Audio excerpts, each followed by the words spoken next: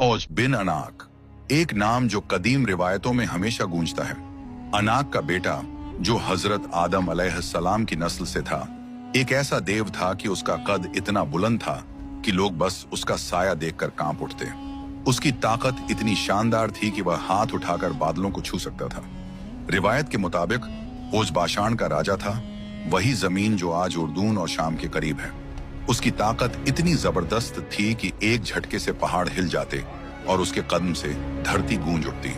जब हजरत नूह अलैहिस्सलाम का तूफान आया और पूरी जमीन पानी में डूब गई, तो ओज ने एक मजबूत चट्टान से अपना सहारा लिया और बच गया, जबकि उसकी कौम का हर शख्स तबाह हो गया।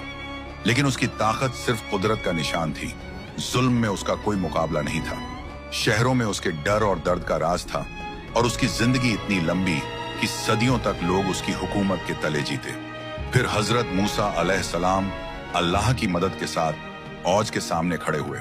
उन्होंने उसकी ताकत को चैलेंज किया और अल्लाह की कुदरत से उसकी ताकत को जमीन में मिला दिया, ताकि जुल्म का राज खत्म हो जाए।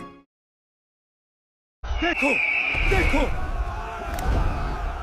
सबसे बड़ी औरत, सबसे लंबी कद की औरत अनाक, जो रिवायतों के मुताबिक हजरत आदम की बेटियों में से एक थी, अपनी हैरत अंगेज लंबाई की वजह से पूरी दुनिया में मशहूर है। कहते हैं कि अनाक का कद 100 मीटर के आसपास तक पहुंच जाता था।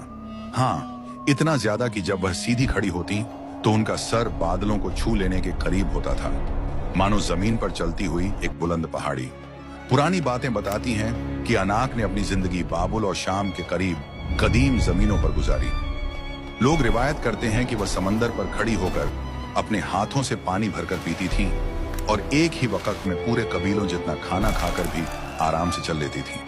उनकी आवाज इतनी जबरदस्त थी कि दूर से दूर रहने वाले लोग भी उनकी पुकार सुनते थे। इसलिए उसे अक्सर दुनिया की सबसे कदीम और सबसे लंबी कद वाली औरत कहा जाता है। एक ऐसी शख्सियत जो अपनी अजमत और लंबाई की वजह से दांतों तक रिवायतों में बसी हुई है।